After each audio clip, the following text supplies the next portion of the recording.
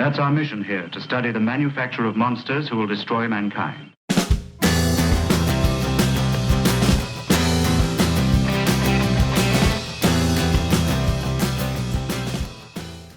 Welcome back to my channel. I am doing this video very quickly because I am absolutely buzzing about this book that I just read, just finished, and I'm really pleased that rarely I get to do one that has actually been released quite recently, so that's quite nice. So usually I buy paperbacks, and there's a whole bunch of booktubers that have already said stuff about the book, but I don't know how many people have actually talked about this book yet, which is quite nice. So it's the Kaiju Preservation Society by John Scalzi. So John Scalzi is an author that I really like a lot. He's very popular, but I think for all the right reasons. He writes really well. He's a really good storyteller, and this is the 7th book I've read by John Scalzi. So there's a trilogy that I've got, the Collapsing Empire trilogy, that I want to read before I do this, but I would like to do a John Scalzi video at some point where I can talk in more detail about some of the books I really like. But in the meantime, this is my 7th John Scalzi book. This has just been released this year, and it's got a really cool title that makes you think, oh, this is going to be interesting.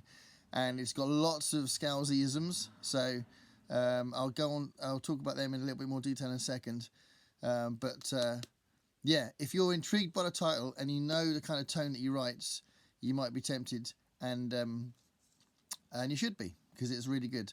So one little thing about Scalzi that I think is interesting is he is a really good storyteller. His books are really good, but it's interesting that he seems to bounce off either something that's happened before or something that's been in the culture before, or in one case he actually wrote a remake novel. So the only example I can think of a novel that's a remake is from John Scalzi. So it's interesting that he does have an original tone. I think you can tell the way he writes, but his ideas aren't always that original. So there's a little bit of a Jurassic Park element to this. I do think he takes the plot in a different direction, and there's loads of interesting science elements to this that make it not really like Jurassic Park, but there's a Jurassic Park kind of feel a little bit, which he does reference. He references lots of cultural references in this. And if you look at some of the other things he's written, like Old Man's War, when I read that, it reminded me of the Forever War. Both books I loved. Red Shirts is clearly a parody of Star Trek, so he's bouncing off Star Trek there. When I read Head On and Lock In, I don't know why it felt like it was reminding me of something else, because I don't know what it is it reminded me of, but I had the feeling about that as well. And yeah, and then there's Fuzzy Nation, which is literally a remake of a book called Little Fuzzy by H. Beam Piper. What I'm intending to do very soon is read Little Fuzzy and then do a comparison, because Fuzzy Nation was a really good book and I want to read the original that he was remaking, because that's an unusual thing to do, I think, to remake a book. This came up on a book forum recently, someone saying, oh, you know, films get remade all the time but books don't, and I'm like, well, actually, but it is quite unusual. So anyway, that's one aspect of Scalzi's writing that's kind of interesting. It's not massively a fault, because I do think he's got an original take on these things, and I think he's a really good writer.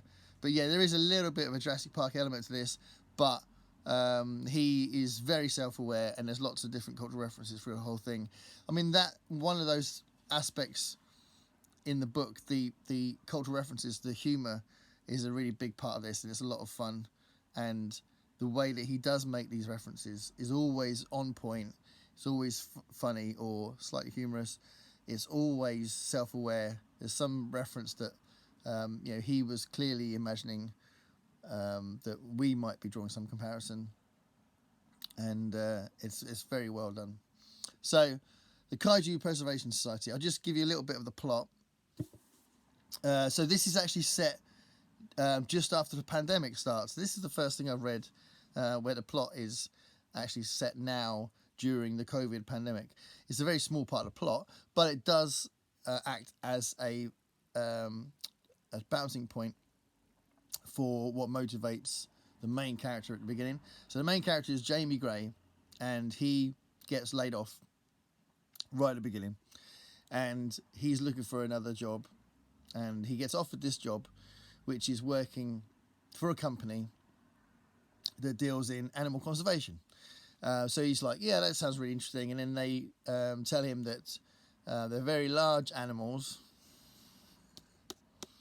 We clearly know what's going to happen because it's in the title, it's obvious. But there's a really lovely kind of build up where him and the other new recruits are being taken into this sort of area for orientation, and we know what's going to get revealed. And when it is revealed, it's beautifully done. It's very vividly done, but also quite romantically done, and it's quite nice, and it just feels really good.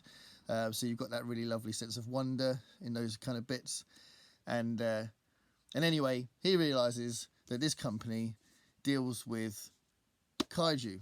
So unless you're not aware of this, the kaiju is a kind of creature, kind of monster that was invented by the Japanese, that includes Godzilla and Mothra and all those big cosmic beasts that little bit kind of Lovecraftian in their influence as well. There's a great line actually that really made me laugh out loud, where someone screams something like, "Oh my God, it looks like a H.P. Lovecraft panic attack," which is a really good line.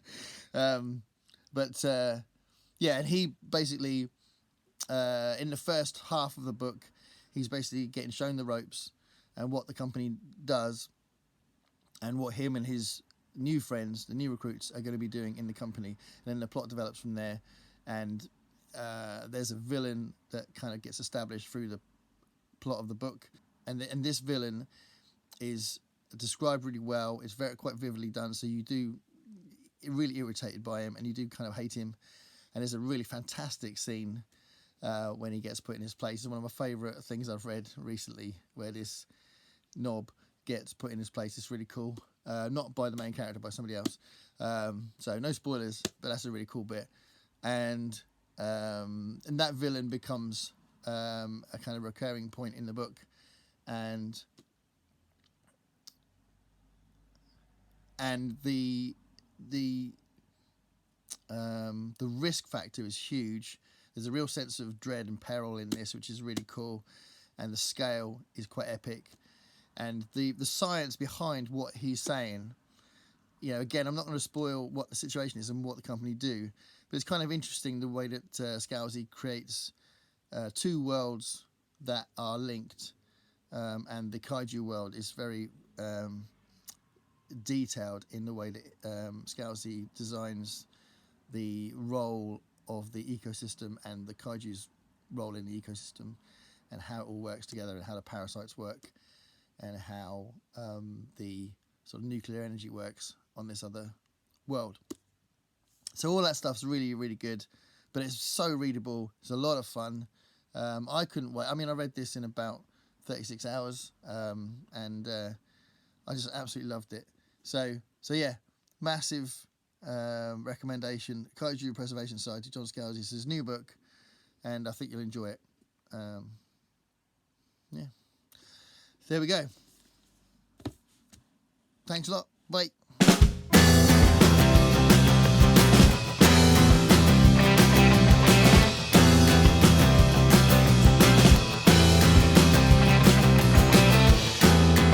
Paint me a picture of what it's like to be